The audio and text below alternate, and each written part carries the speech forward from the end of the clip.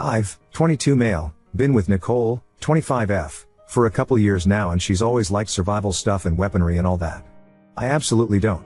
Really bad experiences with knives when I was younger, and Nicole knows about them. We both love Halloween and usually throw a party and dress up and goof around, cook up pumpkin seeds and watch movies. Anyway, the point is Nicole loves doing tricks with her knives, like 5-finger fillet, flicking it open and closed, twirling it, etc. And she'll do it when we're watching a show or movie together, forgetting that I've asked her please not to. Or she'll buy a new one and show it off, asking if I wanted to give it first bite, and pout when I say no. 2 days ago she was playing with it again and I asked her why she keeps forgetting and she said, wow, okay, don't insult my intelligence again, and then that it was just a knife and therefore not a big deal and therefore not that important to remember. After that, she put away the knife and we continued to have an okay night, but I was on edge and jumpy whenever she touched me. Yesterday she called me into the kitchen. Only she was playing 5-finger fillet. And I startled her and she messed up. Badly. I lost my cool. Screamed my head off, tried shouting what I knew about first aid at her while I raced to grab my phone, complete panic, dialing 911, only for her start laughing and show me that it was a prank involving red food dye and a carrot. She had a nice laugh about how I would have known it was a joke if I wasn't so squeamish about knives, that it's proof I need to get more comfortable, that anyone with passing knowledge knows that it doesn't look like that when something like that happens. She kept explaining how she did it, how she practiced, how she could show me, but I didn't even answer her. It was like my head was underwater and my heart was beating out of my chest. Just moved on autopilot and grabbed my keys and drove a few blocks away before pulling over to breath. Nicole tried to call me and the first thing I said was it wasn't funny at all, and she asked, "Are you crying?" Then I hung up on her. She kept texting me, saying she was sorry, that she didn't think I'd react so badly to a joke, that it was just meant to be good fun in the Halloween spirit. I ignored her. I texted her after that I was home but ignored everything else. This morning she sent the picture of the props to the group chat with a few of our mutual friends, and they chimed in saying it doesn't even look real. I've muted the chat since and I'm wondering if I have a leg to stand on before I go back and apologize. Edit 10:15 5:30 p.m. Further update here. It's overwhelming how much of a response this got, and I tried to read all of your comments. Some of them made me laugh, some warmed my heart, others had very hard truths that I still needed to hear, no matter how raw it left me. There are a lot of repeating questions and assumptions. First, we don't live together. At this point I don't think we ever will. Second, I stayed primarily because the good seemed to outweigh the bad. You remember the negatives more than the positive, so obviously I just had to remember her positive qualities instead of being swayed by my focus on the bad times. Plus it was always almost perfect after we had a fight, and I just assumed the boom and bust cycle was normal. I didn't know Nicole liked knives at first. A mutual friend, Crystal, who was in the group chat, and I met Crystal during a community college course, introduced us as I was new to the area, and at first Nicole and I hit it off as we had a lot of shared interests: music, art, outdoors activity, going antiquing, wine, food and cooking. Just a lot of things. We started dating and eventually went on a camping and hiking trip, where she used a knife to split some kindling and she was pointing it toward herself. I remember telling her to watch out and she had me to relax because she did it all the time. She asked me if I wanted to do it myself and I admitted I didn't like knives. Later in the trip we drank by the fire and talked, and that's when I told her about my trauma. She promised to protect me, and I remember that exactly because I had the mental image of her fending off a mugger and I joked that she was my hero. My trauma has been brought up after that point, and neither of us were drunk at the time. My knife issues typically don't impact my daily life except to make me more apt to be very slow in the kitchen when chopping things. It doesn't seem like abuse, especially when we're good. When it's bad, it's really rough. I don't have really any other baseline as I was a late bloomer dating wise. My dad always said that you should both give 110% in a relationship, but everyone argues. I thought working through the rough patches was normal. That's also why I was preparing to apologize, because it takes two in an argument, so I'm responsible as well and need to apologize for my part. In this case, ruining the night with my reaction. I did go through therapy to help cope with the initial incident surrounding my aversion to knives. I was a lot worse when it happened, to the extent where I couldn't have anyone point the knife in the direction of another living being, or certain songs on the radio that were playing at the time, or certain smells. I've made progress, but clearly not enough to stay with her and deal with her fidgeting with the knives.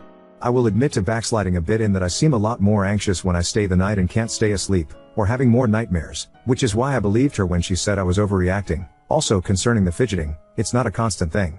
Sometimes she'd go weeks without pulling the knife out. Sometimes she'd complain that I only focus on the fact she had used the knife, versus how long she had abstained, which seems reasonable to point out. Update 1. A lot of the conversation is paraphrased with quotes that stuck in my mind. I also kept adding to this as things developed and I'm running on zero sleep, so I'm sorry if it's not very clear. I did reach out to Nicole again yesterday to talk, and I went with the intention of standing my ground and explaining things so she could understand my side. She greeted me with, "Thanks for gracing me with your presence," and asked if I was here to act my age and talk like an adult. She slammed the door behind me and pointed to the couch so we could discuss things. Nicole opened with my reaction was unreasonable and completely out of line considering the situation. I said that things need to change because the prank wasn't okay at all and she knows I have issues with knife violence, and I asked what was funny about the prank. She interrupted and said that ultimatums aren't part of any relationship, so I said I don't think this is working out for us. I don't think we're happy together. Nicole froze at first and I started to explain that the knife thing and our respective stances being so different is not fair to either of us. But she repeatedly asked, so you're going to break up nearly 3 years just because of this? I tried to tell her it was more than just this, it was everything else. It was that she keeps forgetting and triggering me, that she loves playing with them but it upsets me, but she started talking over me and yelling that apparently I think she's an idiot and that I'm the best actor in the world because she never knew I felt so horrible, and that maybe I should call the cops on her for abuse. She grabbed her cell phone and offered it to me again and again, saying go on, call, but when I said we just need to talk, she interrupted with no you won't because you know, I know, we both know, no cop is going to arrest me for a joke. Also, I'm not very tall. 5 feet 9 inches and she's only 5 feet 6 inches, but she was standing right in front of me while I was seated, so I couldn't get up without moving her. After throwing her phone on the couch next to me, she stormed into the kitchen shouting that she should get rid of all her knives because I'm so terrified. She threw a few into the sink and then the whole block of knives into the trash, the whole time asking what about this one? Too sharp? Too scary? When I flinched at the noises she said, oh, do you feel threatened? How do you think I feel when I have to defend myself against your feelings? Nicole told me to quit crying, that I can't just use tears to manipulate her, and mocked me when I said please stop. She said she has to walk on eggshells because she has to deal with a boyfriend that can't handle a single joke without running off into the night. It's not hard to not overreact, literally just think before you go crazy. It's that simple, and that it's ridiculous that a grown man can't handle a knife or a gun, and I refuse to let go of my victimhood because anyone normal would have gotten over it by now. It's been nearly 9 years. She called me stubborn and childish for picking this hill to die on, that I'm not innocent. It's not fair that I'm allowed to ignore her for hours but she can't have a little fun, and is my ego really that big? It's sickening that I don't trust her or think she's smart or skilled enough to handle a knife properly, and it's sexist, infantilizing and insulting. At some point I said I think I need to go home, and it was like a switch, and she said please stop crying, I hate when you cry, joked, I think, because she laughed. I guess hibachi dates are off the table, huh? And I should probably take the knives out of the trash now, shouldn't I? She apologized and said since it means so much to me she'll put in more effort. She admitted that I'm such a sensitive guy that if she stopped doing everything that made me uncomfortable she wouldn't be able to do anything. She pointed out that I cried watching my girl the other day as proof that I'm overly emotional, and it made sense that she thought I was just being my normal self, but she was sorry for not realizing sooner it was really upsetting me.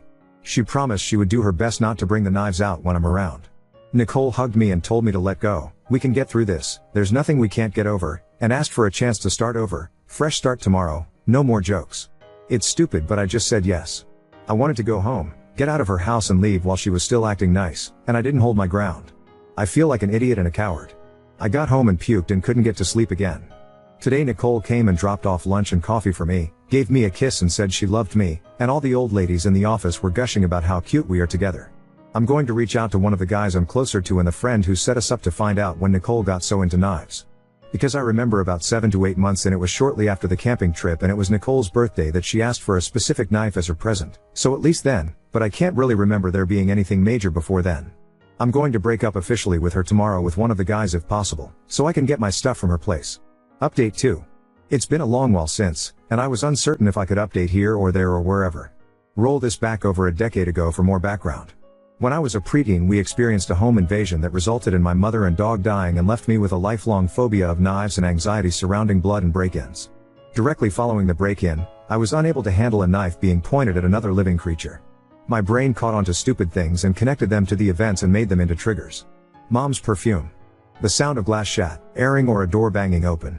A song that was playing at the time. Even now I still hate the song, but at least it doesn't trigger a flashback anymore.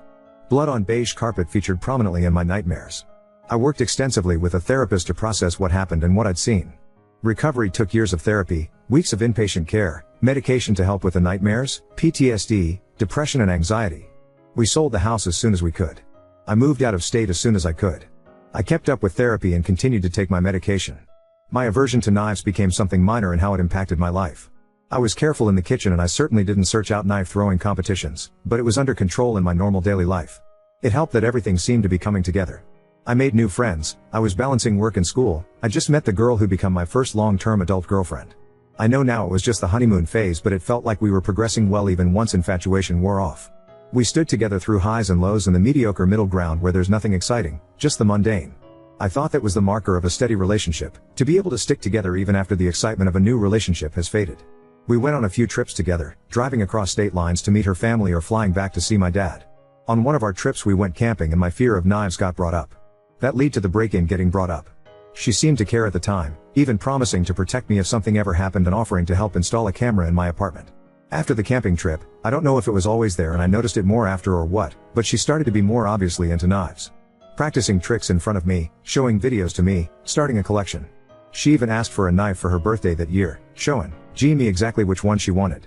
Before, she was into camping, into guns, which ironically I have zero issue with, and how to forage, make shelter, purify water, basic survival stuff, and artillery and tanks. She did multiple courses about military history in college and busted out the textbooks sometimes if she remembered something she thought I would find interesting. But suddenly it seemed like her focus was on carving and skinning animals, on knife wounds and tricks and collecting and displaying knives. She started doing the tricks more often, in front of me, even when sitting next to me on the couch or at the dinner table. She would gesture with the knife without thinking and even pointed at me again, one of my major triggers being knives pointed at people or animals.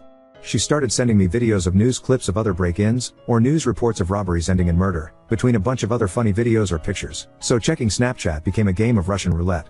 If I didn't check the links sent through text, she'd keep sending them and ask what I thought. She'd forget she had the knife in hand when she came up to me, sometimes from behind. My nightmares came back. My anxiety got worse. No matter how often I reminded her to please stop playing with the knife in front of me, or at least not next to me, she would always forget after a little bit. Some part of me refuses to believe there's no way she risked bodily harm just to unnerve me. It came to a head when she pulled a prank where she pretended to cut off a finger. We had a huge fight, our biggest one yet. I wish I'd acted differently and hadn't stormed out, but I did. There is a lot about my time with Nicole I would do differently in hindsight. I was so sure I'd just break up with her for good. I don't know why I didn't stay broken up with her. When I did it first, I did it alone because my friend Jack rolled his eyes and called me a PC for wanting backup.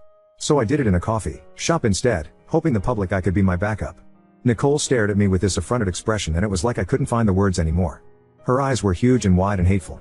Like I've never seen anyone glare at me like that. She gripped onto the cup like she was going to throw it at me. I had it in my head to bolt the second she moved because I could see it so clearly.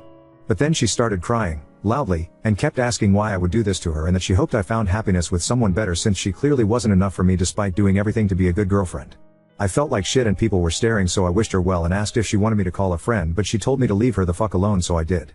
I hate how I handled the breakup, but it felt in the moment like autopilot. In short order I lost the support of our mutual friends who had become my only friends during my relationship with Nicole, which I understand as they knew her for much longer.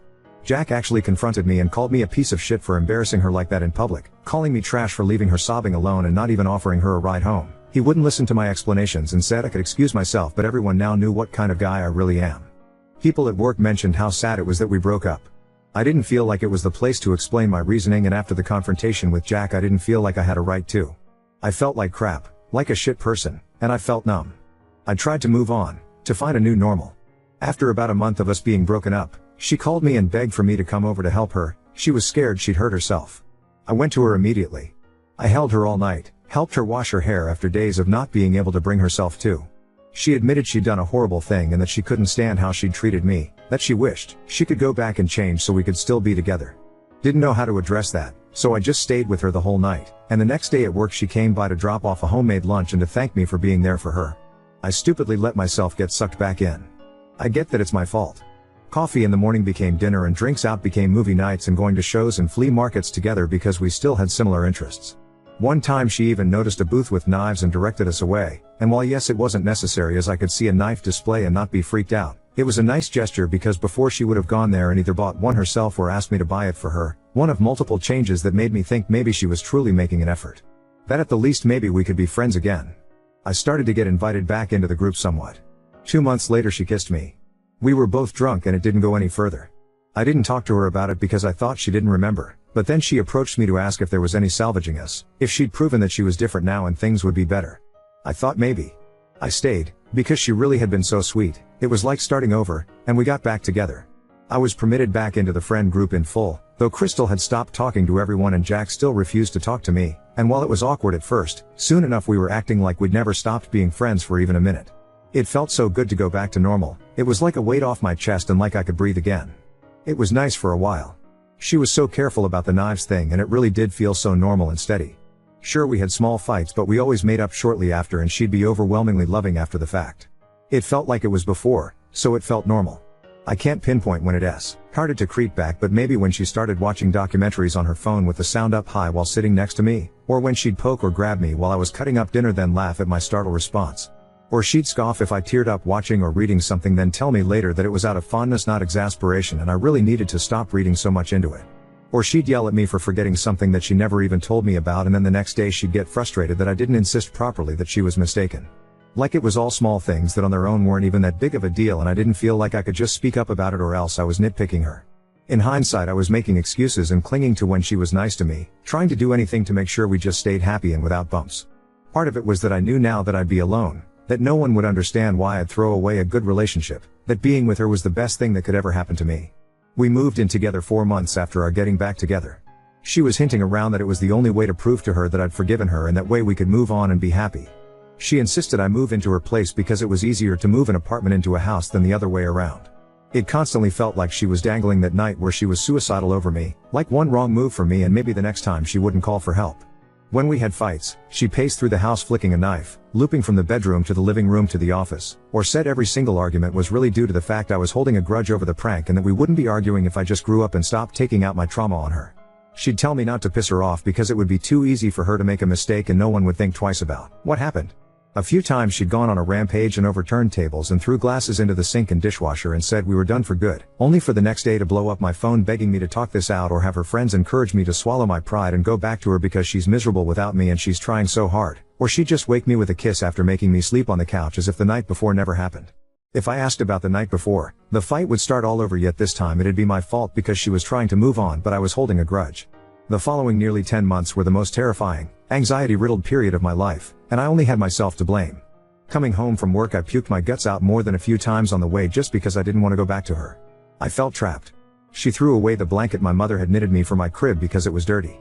It wasn't dirty, it was a knit blanket that had been repaired repeatedly and hand-washed frequently, so she'd accidentally put it through the wash and destroyed it, then bought a completely different throw blanket as a replacement and got mad when I didn't consider the matter resolved. She'd pulled another prank, this time with a fake positive pregnancy test, and berated me for not being overjoyed because I immediately started panicking about the cost, bringing up a child in our dysfunction, and handling the stress, rather than being excited. I feel like she wanted me to be happy so that she could crush my joy, and so was angry that I didn't play to her expectation. That night she threatened me with a knife, pointing it at me and saying she should just snip me right then since I didn't want to have kids with her, and then held me as I sobbed because I went into a panic. I didn't want her touching me, but I didn't know what else to do but let her and to apologize to her. Another time she put the knife to her OWN throat during a fight and said I clearly want her to kill herself and didn't stop until I screamed at her begging her to stop. Sometimes when driving she'd start speeding and swerving, or closing her eyes while on the highway, and saying my fear meant I didn't trust her. Nicole just kept getting worse by the day. I remember waking up one morning with a moment of clarity. I knew she'd eventually kill me, I was sleeping next to my murderer. It still wasn't enough to push me away. Escaping her orbit seemed like too much, more than I could handle. Everything I had in me was focused on just surviving day to day. I never knew if she'd break up with me on a whim or pick a fight or be constantly pushing me closer to a panic attack all night or if she'd flip and be so sweet and caring. I felt like every day was Russian roulette hour to hour, every word I said or action I did or didn't do a chance to start a raging fight. She'd tossed out my antidepressants and anti-anxiety medication one night and then during the resulting argument she made a big show of forgiving me for raising my voice. I shouldn't have done that, I have no excuse, and then helping me call in an emergency refill. For weeks after, because I said I wanted to break up during the argument, she would ask if I was going to try to run away every time that something went wrong. Takeout order wrong? I spilled a cup of water? Streaming service not working immediately? Oh, don't get your panties in a twist and run off, and do I have to worry about you leaving me over this mistake, too? Eventually that tapered off, but maybe once a month during a fight she would tearfully go to our friends and ask them to mediate, then during the meetings say that I kept threatening to leave her again over nothing and how scared she was of losing me when she didn't know what set me off. More than a few times she showed me texts from them where her friends were saying how she deserved better and didn't need to put up with me, but she'd tell me I don't listen to them because I love you anyway. She'd slap me and push me during arguments. I could never do anything right, because even doing what she wanted without argument or not looking her in the eye could be enough to send her off the rails. Sometimes as a joke, just in general, one of our friends would pull out a little pack of tissues and hand it over to me in case I'd run out or make a production of hiding the butter knife at dinner under the napkin. It was humiliating, but if I spoke up, suddenly I was oversensitive, an embarrassment, no fun, and I had to learn how to deal with adult friendships and jokes, and they'd ask her how she could stand it. As a result, I didn't spend much time with them either. Usually Nicole would just go out with them and I'd stay home, which was the most relaxing I've ever felt during that time, Except for when she started randomly coming home without any notice or timeline, like saying she'd be home at 6 but then not coming back till midnight or early morning, or saying she'd be gone until 10 and coming early back at 2 or 3, or randomly calling the house phone to make sure I was home and getting angry if she even thought I sounded breathless, accusing me of having left. She started hinting around that marriage would be the logical next step and I was insulting her by not having proposed yet. Then she bought an engagement ring with my credit card and started showing off to all her friends how perfect my choice was. I didn't want to marry her. I felt bad for not wanting to marry her. I wanted us to be happy, and maybe giving her the wedding she wanted would help. I didn't want to marry her. In all those months I never went to sleep feeling safe. I lied awake in bed hyper aware of how close she was and trying to go over in my head if I had behaved well enough to keep her happy and what I could do to prevent another explosion. In hindsight it's sickening how long I let this go on. In the moment it was T about all I could think to do. I often woke up with nightmares which would in turn piss her off and set her off in a mood for the next day, but if I suggested sleeping separately she would rage about how I was calling her a shitty girlfriend slash fiancé slash etc. I started to keep a notebook at work and just writing shit down. Things she'd done or said, incidents and what I'd done to set her off. It helped me feel more sane, and also more like a fucking moron because I could read back on times she actually hurt me and I still hadn't left. Every time I thought about leaving I felt sick inside. I'd lose every social contact I had. I would have to find a new place to live. I'd have to bar her from my workplace, but they can't do anything without a restraining order, and that itself felt like a hurdle too. I dropped all my old friends in favor of her and felt like they'd refuse to even talk to me again. I was the idiot that let her back into my life and rekindled the relationship, despite overwhelming feedback. I was stupid enough to deserve every bit of what was happening, and too dumb to deserve to escape after wasting my previous chances. I hated myself and had frequent fantasies of just ending it all. The worst part wasn't the anxiety and terror though. It was when she was sweet and caring. For example, she always went all out for my birthday or anniversaries or Christmas, with thoughtful gifts, except for the year where she kicked me out for the evening after throwing some decorations at the wall because they stopped working, for which she blamed me because I put them up. She was sweet and gentle one day, or even for a week or two, only to slowly start ramping up the tension until she exploded yet again. She had an uncanny ability to blame me in ways that made me feel responsible for her emotions and for forcing her to react violently. When we drove out to visit my dad for Easter, things started to change. Dad was concerned about how quiet I'd become and that I hadn't come or Thanksgiving or Christmas or even called on Nye like I used to. That I looked tired, unhappy and thin. Nicole was on her best behavior the whole time and even left her knives in the car, even tried to get everyone to focus on the engagement ring, but Dad still saw something was wrong.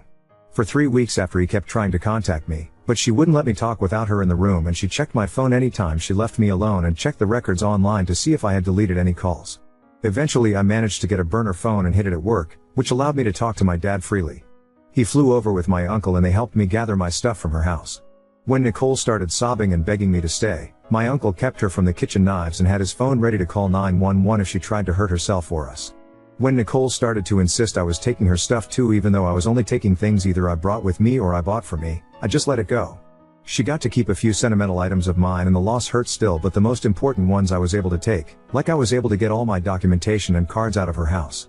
I didn't even bother with the ring. It was just money and she was already acting up. Uncle drove my car home while Dad had me fly with him. I'm ashamed to admit that the months directly following the breakup were almost worse than the time I spent with her, because I was out of survival mode and I couldn't force myself to function the way I used to. I felt like a parasite on my father, unable to get my shit together, falling apart over nothing, being so volatile it frightened me. I'm in therapy again. Sometimes I feel better, like I can see a way forward, but then I feel like I'm back in the thick of it and I'll never go back to normal and I'm permanently broken. Worse, every time I cry or get triggered or have a flashback, I can still hear her voice in my head calling me over, emotional and too sensitive, that I'd be fine by now if I just got over myself, that what I went through wasn't that bad. She sent mail to my dad's house for a while, threatening letters and pleas for me to see reason and stop overreacting, pictures of us that were sentimental, guilt trips.